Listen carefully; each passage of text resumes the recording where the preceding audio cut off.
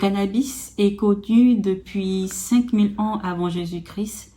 C'est une plante qui était utilisée dans la médecine orientale, notamment en Chine, et qui a commencé à être utilisée en Europe autour du 19e siècle. Elle a été rapportée par un médecin d'origine irlandaise.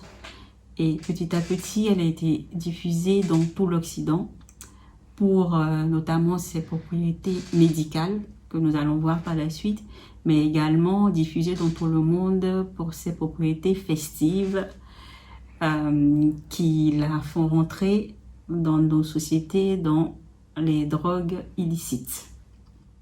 Dans le cannabis, il y a plusieurs composants, dont les principaux sont le THC et le CBD.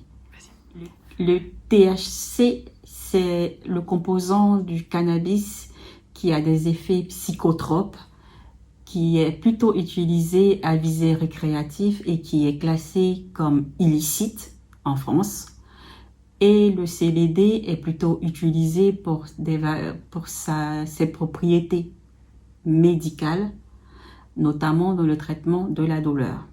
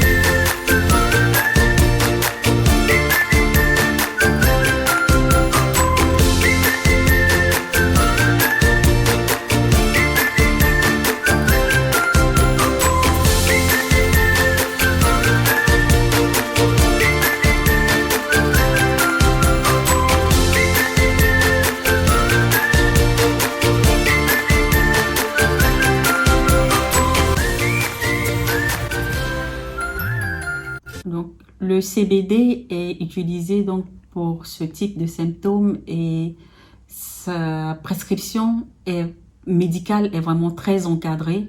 Cela se fait dans le cadre d'une expérimentation qui a été mise en place depuis 2020 avec des critères qui ont été bien déterminés par le ministère de la Santé, avec des pathologies qui ont été bien déterminées également par le ministère de la Santé.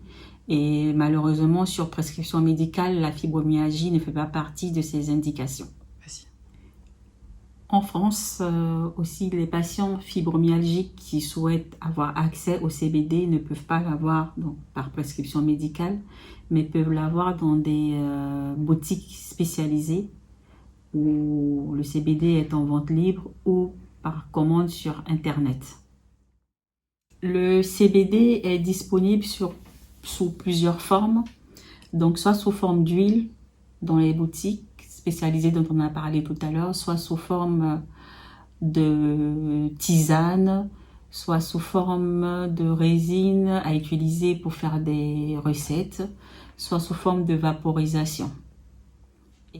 Pour le cannabis, il a de nombreux effets indésirables. Son utilisation doit être très prudente, à savoir des effets psychotropes, des effets digestifs, des nausées, des vomissements, des effets cardiovasculaires. On peut avoir des épisodes de palpitations.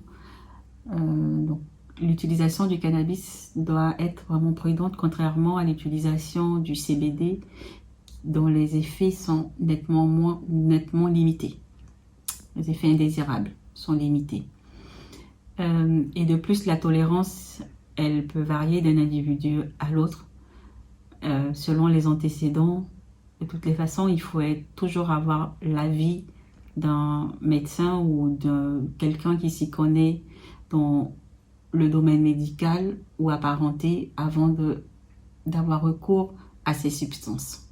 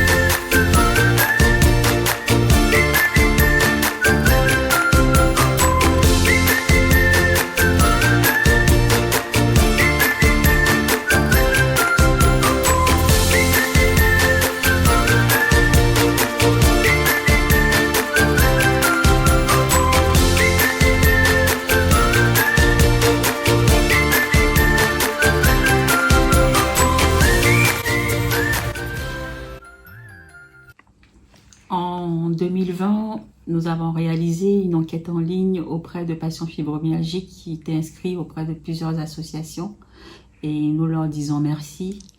Nous avons eu environ 1 millier de réponses concernant l'utilisation du cannabis chez les patients fibromyalgiques et les premiers résultats montrent plutôt une efficacité du cannabis sur la prise en charge de la douleur chez le patient fibromyalgique.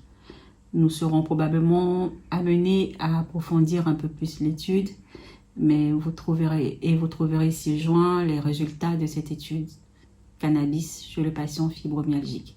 Merci.